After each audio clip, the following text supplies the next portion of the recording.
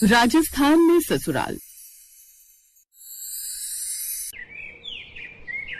नूरपुर नाम के गांव में बृजमोहन नाम के एक शख्स का भरा पूरा परिवार रहता था, जिसमें उसकी बूढ़ी पत्नी कांता देवी, 3 बेटे संदीप, अमर और सूरज और उन तीनों की पत्नियां नीमा, काजल और पायल रहते थे। उनकी खुद की जमीन थी जिस पर वो खेती करते थे। देखना बाबूजी, इस बार खूब अच्छी फसल हुई है हमारी। सही कहा अमर, अच्छी खासी कमाई होगी इस बार हमारी। अरे वाह, मैं जानता हूँ तुम तीनों किसान के बेटे हो और ये काम अच्छे से कर सकते हो। मेरी तरह तुम भी मेहनती हो।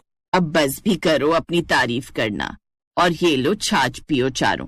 हम सब आपका ख्याल रखती हैं, तभी तो आप अच्छे से काम कर पाते हो। ये बात तो बिल्कुल सही कही माँ ने। अब सब आ जाइए, खाना लग गया है। खेतों से आने के बाद वो सब हाथ मुंह धोकर खाना खाने बैठ जाते हैं। घर की तीनों बहुएं सबको खाना खिलाने के बाद खुद खाने को बैठती हैं। बृजमोहन के परिवार के गांव में भी सभी मिसाल देते थे। उनकी तीनों बहुएं बड़ी ही समझदार और मिलजुल कर रहने वाली थी, तो वहीं उसके तीनों बेटे बड़े होशियार थे। अपने खेतों की फसल से वो काफी खुश थे, लेकिन एक रोज तेज आंधी और बारिश हुई, जिस कारण उनकी सारी फसल उजड़ गई। बर्बाद हो गए बाबूजी, हमारी सारी मेहनत खराब हो गई। तू घबरा मत अमर, यूं हार मानने से कुछ नहीं होगा। हम जमींदार से कुछ पैसे उधार ले लेते हैं और फिर से नई फसल तैयार करते हैं। अब वो गांव के जमींदार के पास जाते हैं और उनसे कुछ पैसे उधार ले आते हैं।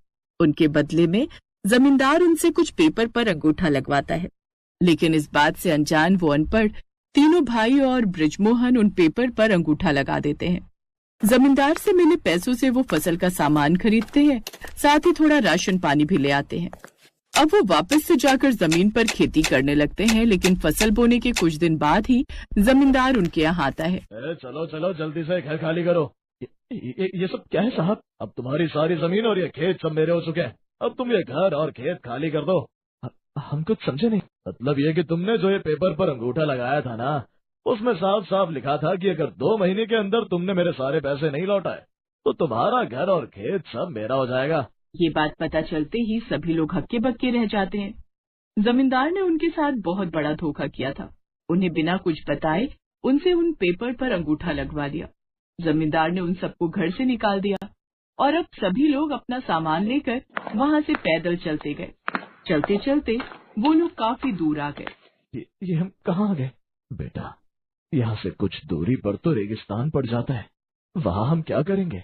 बाबूजी, हमारी तरह और भी तो लोग वहाँ रहते होंगे, उनकी तरह हम भी गुजारा कर लेंगे। अपनी बहू का हौसला देखते ही अब वो रेगिस्तान की ओर चल पड़ते हैं। काफी देर तक चलने के बाद उन लोगों को रेगिस्तान में एक पेड़ नजर आता है, जहाँ वो सब एक पेड़ के नीचे बैठ जाते हैं। चलो, कम से कम इस पेड़ की छाया में थोड़ा आराम तो मिला, लेकिन हम यहाँ रहेंगे कहाँ? इस खुले रेगिस्तान में तो हम लोग रह नहीं सकते ना। तुम लोगों ने एक चीज देखी थी, हमारे गाँव में जितने भी घर बने हुए थे वो सब मिट्टी के घर थे, और रेत जब गीली होती है तो वो भी एक मिट्टी की तरह ही काम करती है, और यहाँ तो चारों तरफ रेत ही रेत है। तो क्यों ना हम रेत से ही अपने लिए घर बनाएं? लेकिन हम लोग बिना पानी के रेत से घर कैसे बनाएंगे? घर बनाना तो दूर, मुझे तो यहाँ आसपास कहीं पानी की एक बूंद भी दिखाई नहीं दे रही है। तुम लोगों ने शायद देखा नहीं, अभी थोड़ी देर पहले जब हम लोग रेगिस्तान में चल रहे थे तो कितने सारे कैक्टस के पेड़ दिख रहे थे। कहते हैं कैक्टस के अंदर पानी होता है, हम उसके पानी का इस्तेमाल पीने के साथ साथ घर बनाने के लिए भी कर सकते हैं। अब वो तीनों बहुएं उठती हैं और उन कैक्टस के अंदर से पानी निकालती हैं। अरे, हम तो यहाँ पानी लेने के लिए आए थे, लेकिन देखो हमें तो यहाँ खाने के लिए कुछ फल भी मिल गए। कैक्टस से मिलने वाले फलों को इकट्ठा करके तीनों बहुएं फल तोड़ती हैं, साथ ही पानी भी भर लेती हैं, फिर लाकर अपने ससुराल वालों को भी देती हैं। हमें नहीं पता था हमारी पत्नियां इतनी समझदार हैं। इसके बाद वो सभी रेत और पानी की मदद से अपना घर बनाने की कोशिश करते हैं, लेकिन उन कैक्टस के अंदर इतना पानी नहीं था जिससे वो घर बना पाती। हम क्या करें, हमारा घर तो आधा भी नहीं बना है, हमें पानी की जरूरत है, अब हम पानी कहाँ से लेकर आएंगे? सभी लोग परेशान होकर बैठ जाते हैं। वहीं बूढ़ी सास रेगिस्तान में आसपास इधर उधर चलने लगती है। तभी अचानक उन्हें अपने पैरों के नीचे गर्म रेत महसूस होने के बजाय ठंडी रेत महसूस होने लगती है। यहाँ की रेत अचानक इतनी ठंडी क्यों है और हल्की हल्की गीली भी लग रही है? बहुओं, जल्दी यहाँ आओ। वो तीनों जैसे ही रेत को हटाने लगती हैं तो उस रेत के अंदर से हल्का हल्का पानी दिखने लगता है, जिसे देख सास जल्दी से अपनी सभी बहुओं को अपने पास बुलाती है। बहू, मैंने तो बचपन से सुना था कि रेगिस्तान की रेत खोदेंगे तो कहीं ना कहीं उसके अंदर पानी जरूर निकलेगा, और आज ये सच भी हो गया।